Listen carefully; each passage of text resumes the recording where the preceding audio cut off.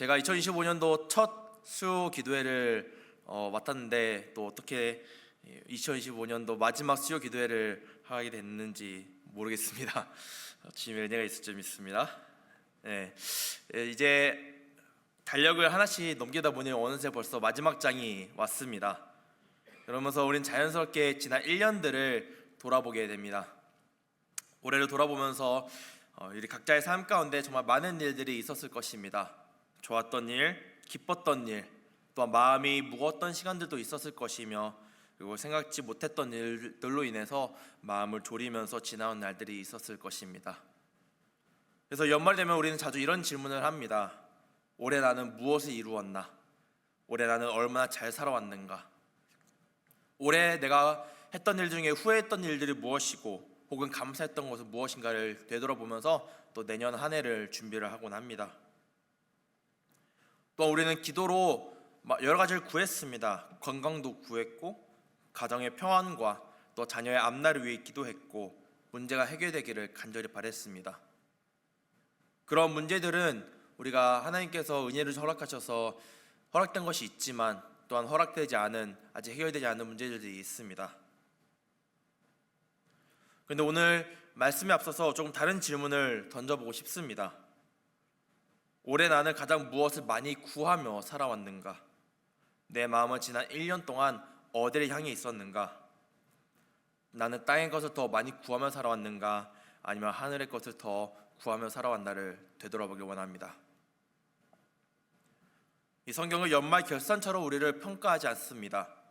그러나 분명히 우리의 방향을 점검하게 하십니다.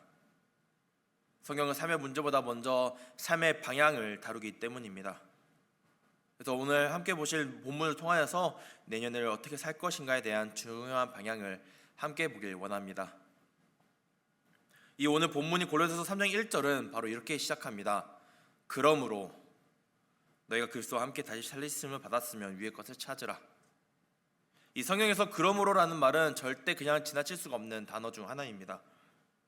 이 그러므로라는 단어는 앞에 반드시 중요한 이야기와 그 이유가 있다는 이야기입니다. 그래서 우리가 이 그러므로라는 이유를 알기 위해서는 이 골로새 교회가 처했던 상황과 배경을 같이 알아보길 원합니다. 먼저 골로새 교회는 이 소아시아 지역에 위치한 비교적 작은 도시 중 하나입니다. 이 교회는 사도 바울이 직접 세우진 않았지만 에바브라라는 동역자를 통해 이 교회가 세워졌습니다. 겉으로 보기에 골로새 교회는 큰 문제가 없는 것처럼 보였습니다. 골로새 교회는 예수님을 믿었고 또한 신앙생활도 열심히 잘 하는 것처럼 보였으며 교회 안에는 열심과 열정이 있었습니다. 그러나 거기서 좀만 더 깊이 들여다보면 아주 심각한 문제가 자리 잡고 있었습니다. 이때 당시 골로새에는 여러 문화가 섞여 있는 도시 중 하나였습니다. 헬라 문화와 로마 문화, 그리고 유대 문화까지 이렇게 자연스럽게 뒤섞여 있었던 문화고 시대였습니다. 이러한 상황 속에서 사람들은 다 한 가지만 붙잡는 것이 아니라 여러 사상을 붙들고 같이 섞여 사는 것에 익숙히 있던 상황이었습니다. 그래서 골로새 교회 안에는 예수님을 믿는 믿음 위에 다른 것을 계속해서 더하려는 이런 가르침들이 있었습니다. 흔히 말해 예수님도 중요하지만 율법과 절규도 지켜야 한다라는 율법주의적인 것이 자리에 있었고, 예수님만 믿어서는 부족하고 더 신비한 체험이 필요하다라며 천사 숭배와 신비한 경험을 내세우는 것이 있었으며, 또한 몸을 더 괴롭게 해야지 진짜 거룩해질 수 있다라는 이 육체적인 열심과 자기 학대가 있었습니다. 이러한 가르침이 있었던 이유는 역시나 문화적인 것이 있었기 때문입니다.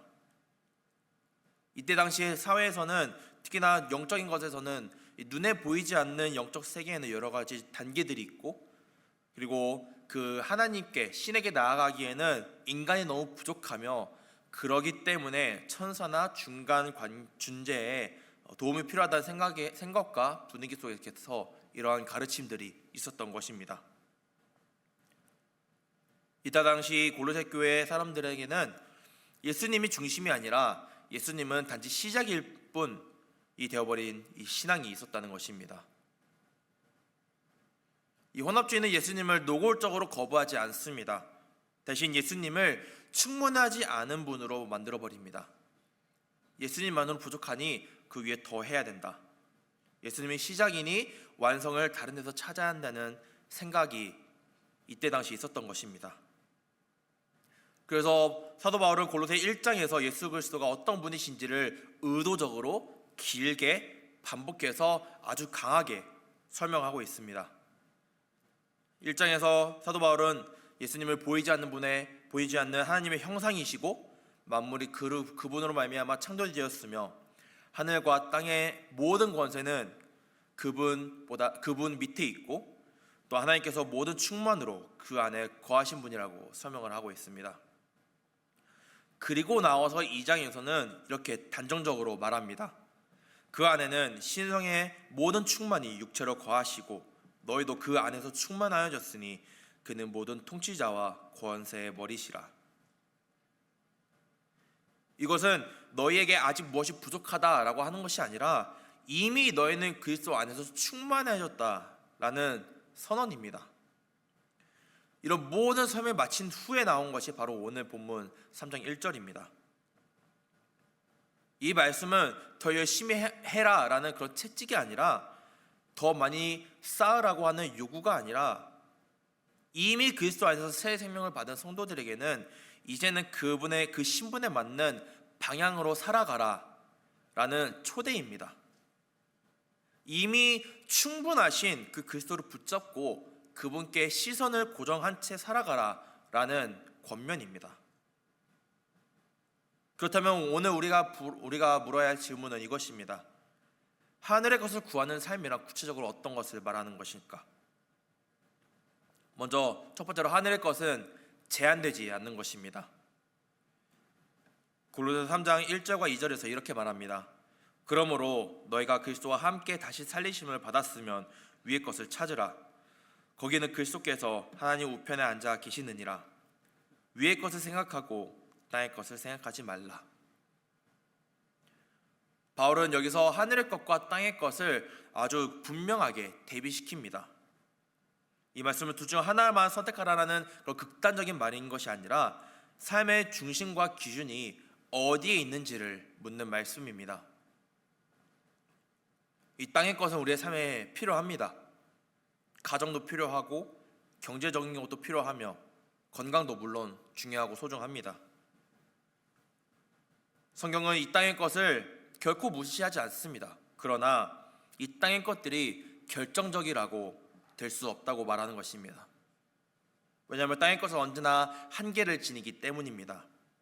우리가 아무리 열심히 쌓아도 어느 순간 멈추게 될 것이고 아무리 잘 준비해도 우리의 계획대로만 흘러가지 않습니다. 아무리 붙잡아도 결국은 내려놓아야 할 때가 있습니다. 당장 우리 지난 이번 한 해를 돌아보면서 너무 잘 느껴지지 않습니까? 계획대로 되지 않았던 순간들, 예상치 못했던 변수들, 내가 아무리 애써도 내 힘으로는 어쩔 수 없는 순간들이 우리 삶에 분명히 있었습니다. 그래서 여기서 중요한 것은 우리가 땅의 것을 가지고 있느냐 없느냐가 아닙니다. 진짜 문제는 우리가 그것이 우리의 기준이 되어버릴 때입니다. 우리가 땅의 것을 기준으로 삶으면 우리의 삶은 늘 불안합니다. 조금만 부족해도 흔들리고 조금만 손해봐도 무너지고 상황이 나빠지면 우리의 마음이 먼저 주저앉습니다. 왜냐하면 유한한 것을 붙잡고 영원한 안정을 찾으려고 하기 때문입니다. 그렇다면 바울이 말하는 이 위의 것, 즉 하늘의 것은 무엇입니까? 그래서 바울은 분명히 말합니다. 위의 것을 찾으라. 거기는 그리스도께서 하나님 우편에 앉아 계시느니라. 즉 다시 말해서 하늘의 것이란 것은 막연한 이상이 아니라 지금도 하나님이 통치하시는 영역, 그리고 그리스도가 다스리시는 자리입니다. 다시 말해 하늘의 것은 이 땅의 조건에 묶이지 않는 것입니다. 우리의 경제 상황이 나빠져도 하나님의 주권은 흔들리지 않으며 우리의 몸이 연약해져도 하나님의 약속은 사라지지 않습니다. 세상이 요동쳐도 하나님의 나라는 무너지지 않습니다. 그리고 바울은 위의 것을 찾으라에서 멈추는 것이 아니라 위의 것을 생각하라라고 말합니다. 이 생각하라는 말은 우리가 잠시 생각하고 떠올리라는 뜻이 아닙니다. 이 말은 삶의 방향을 결정하는 지속적인 사고방식을 뜻합니다. 다시 말해 하늘의 것을 생각하라는 것은 하늘의 관점으로 살아가는 말과 같습니다. 이렇게 했을 때 같은 것을 바라보더라도 기준이 달라지면 해석이 달라지게 됩니다. 어떠한 일이 있을 때 이 땅의 기준으로 보면 손해 보이는 것 같이 보이는 일들조차도 하늘의 기준으로 보면은 그것이 믿음의 선택이 될 수 있습니다. 땅의 기준으로 보면 실패같이 보이는 일도 마저도 하늘의 기준으로 보면 하나님의 시간이 되는 것입니다. 하늘의 것이 제한되지 않는다는 말은 하늘의 것이 많다는 뜻이 아닙니다. 하늘의 것이 제한되지 않는다는 말은 그것이 우리의 삶을 붙들 수 있는 유일한 기준이라는 뜻입니다. 이 땅의 것이 잠시 우리를 도울 수는 있어도 우리를 끝까지 책임지지는 못합니다. 그러나 하늘의 것은 오늘도 우리를 붙들고 내일도 우리를 인도하며 끝까지 우리를 책임지십니다. 두 번째로 하늘의 것은 영적 생명입니다. 이 앞서서 우리는 하늘의 것은 제한되지 않는다는 말씀을 나눴습니다. 그렇다면 그 하늘의 것을 우리는 무엇을 그리고 어떻게 구해야 합니까?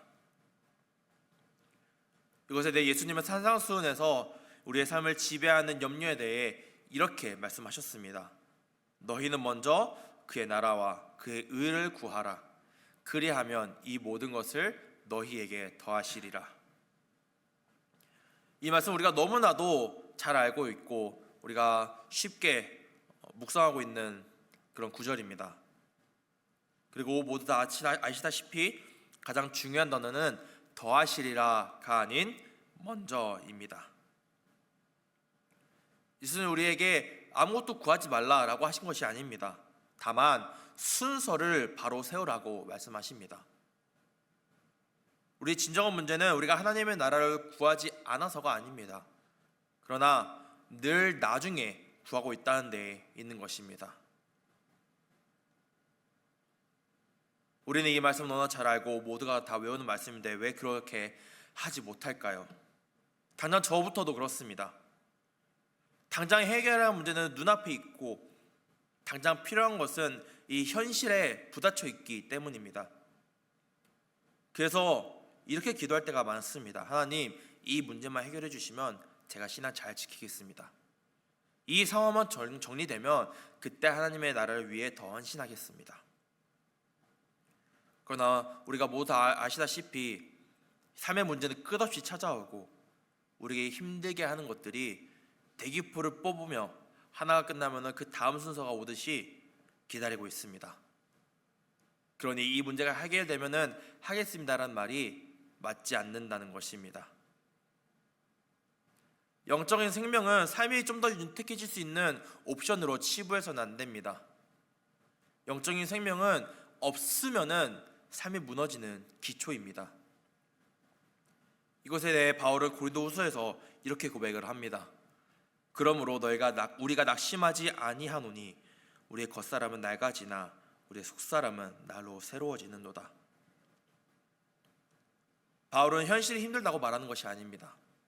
겉사람은 분명히 낡아진다고 말합니다. 그러나 동시에 말하는 것은 우리의 속사람은 날마다 새로워진다고 이야기를 합니다. 이 고백은 사도 바울이 평안 가운데 행복 가운데 나온 말이 아닙니다. 사도 바울이 온갖 고난과 핍박과 고통을 받으면서 나온 말입니다. 사도 바울은 이어서 이렇게 말합니다. 우리가 잠시 받는 환난에 경한 것이 지극히 크고 영원한 영광에 중한 것을 우리에게 이루게 함이니 우리가 주목하는 것은 보이는 것이 아니요 보이지 않는 것이니 보이는 것은 잠깐이요 보이지 않는 것은 영원함이라. 우리는 대부분 보이는 것에 훨씬 더 민감하게 반응합니다. 그리고 민감하게 생각합니다. 쉽게 말해 우리의 통장 잔고는 바로 느껴지지만, 돈이 나가는 것은 바로 느껴지지만, 또한 마음의 상태는 우리가 쉽게 무너지지만, 몸의 피곤함은 즉각 느껴지지만, 영혼의 메마름은 뒤늦게 깨닫게 되는 것이 바로 우리입니다. 그래서 영적 생명은 늘 뒷전으로 밀려나게 됩니다. 그러나 고린도후서에서 말하는 것은 보이는 것은 잠깐이며 보이지 않는 것은 영원하다라는 것입니다. 그렇다면 무한한 영적 생명을 구하자는 말은 구체적으로 무엇을 의미하는 것일까요? 그것은 단순히 기도 시간을 늘리는 것이 아닙니다. 성경 일독을 하자는 것도 아니고 성경에 있는 양을 늘리는 것도 목적 그 자체는 아닙니다. 영적 생명을 구하는 것은 하나님과의 관계를 삶의 중심에 다시 놓는 것입니다. 하나님의 뜻이 나의 결정 기준이 되고, 하나님의 말씀이 나의 판단 기준이 되며, 하나님의 나라가 나의 소망의 방향이 되는 것이 바로 영적 생명을 구하는 삶입니다. 우리가 영적 생명을 구한다고 해서 우리의 삶의 모든 문제가 즉시 사라지지는 않습니다. 영적 생명을 구한다고 해서 나의 삶이 180도 달라지는 것도 아닙니다. 영적 생명을 구한다고 해서 주변 사람들이 알아주고 박수 쳐주는 것도 아닙니다. 그러나 분명한 변화는 일어납니다. 우리가 문제 앞에서 쉽게 무너지지 않게 되고, 상황에 휘둘리기보단 하나님의 뜻을 묻기 시작합니다. 염려 속에서도 마음 깊은 곳에 평안이 남아 있습니다. 왜냐하면 영적 생명은 상황을 바꾸는 것이 아니라 사람을 먼저 세우기 때문입니다. 세 번째로, 하늘의 것을 구하면 공급해 주십니다. 성경은 우리가 하는 질문들, 우리의 현실적인 필요는 어떻게 되며 먹고 사는 문제, 물질의 문제들에 대해 외면하지 않습니다. 오히려 예수님은 이 문제를 아주 정직하고 분명하게 다루고 계십니다. 마태복음 6장 산상수훈에서 예수님은 우리의 염려를 하나하나 짚어주십니다. 그러므로 염려하여 이르기를 무엇을 먹을까, 무엇을 마실까, 무엇을 입을까 하지 말라. 이 질문들 우리가 믿음이 없어서 하는 질문들이 아닙니다. 살아있고 건강한 사람이라면 누구나 하게 되는 질문입니다. 내일은 뭐 먹지? 또 무엇을 마실까? 내일 갈 때는 무엇을 입을까? 다 구하는 우리가 질문입니다. 예수님은 이런 것들을 구하지 말라라고 말씀하시지 않았습니다. 대신 이렇게 말씀하셨습니다. 이는 다 이방인들이 구하는 것이라 너희 하늘 아버지께서 이 모든 것이 너에게 있어야 할 줄을 아시느니라. 이 말씀은 하나님이 우리의 현실을 모르신다라고 하는 것이 아니라 이미 알고 계신다는 말씀입니다. 즉 예수님이 문제 삼으시는 것은 물질 그 자체가 아니라 그 물질을 어떻게 대하느냐에 있습니다. 그래서 예수님은 19절에서 이렇게 말씀하십니다. 너희를 위하여 보물을 땅에 쌓아두지 말라. 왜입니까? 이 이유는 너무나 잘 써여 있지만 좀과 동록이 해하고 도둑이 구멍을 뚫고 훔쳐가기 때문입니다. 그리고 예수님이 이어서 아주 중요한 말씀을 하십니다. 내 보물이 있는 그곳에 내 마음도 있느니라. 사람의 마음은 자기가 가장 의지하는 곳으로 자연스럽게 흘러가게 됩니다. 그래서 우리가 무엇을 가장 염려하는지를 보면은 무엇을 가장 신뢰하고 무엇을 바라보고 있는지가 드러납니다. 하늘의 것을 구하는 삶이라고 해서 물질을 구하지 말라는 것이 아닙니다. 물질을 무시하는 것이 아닙니다. 물질이 필요 없다라고 말하는 것이 아닙니다.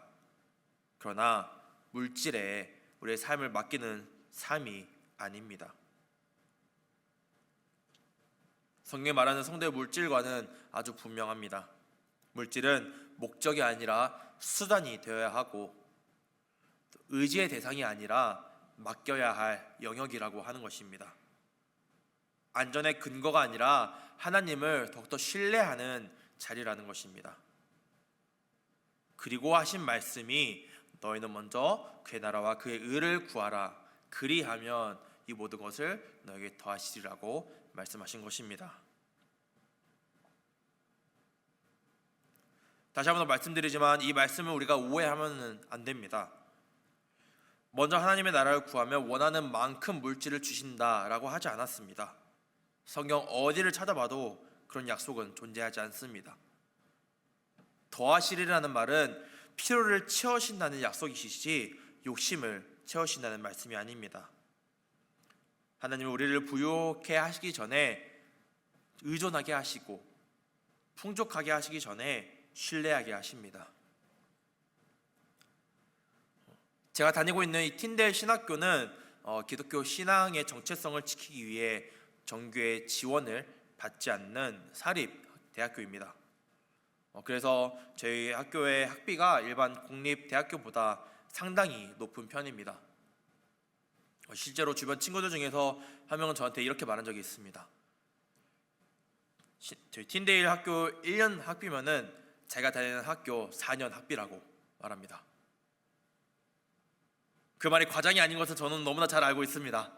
학교를 들어가기 전에 이것저것 확인해 보면서 그냥 저기 들어갈까라고 했지만 기독교 신앙을 지키기 위해서 이 길을 택하긴 했습니다.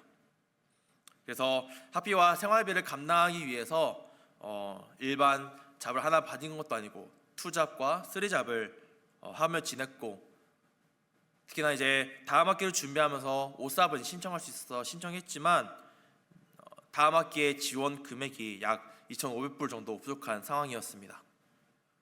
그래서 그 금액을 채우기 위해 저는 좀 더 열심히 일하고 좀 더 잠을 줄여가며 일하면서 공부하고 지냈습니다. 이 겉으로는 아무 말 하진 않았지만 마음속에서는 계속 계산하고 걱정하고 염려하며 지냈습니다. 그러던 중 코람데어 재단이라고 밴쿠버에 위치해 있는 재단에서 지원하는 다음 세대 사역자를 위한 장학금에 지원하게 됐습니다.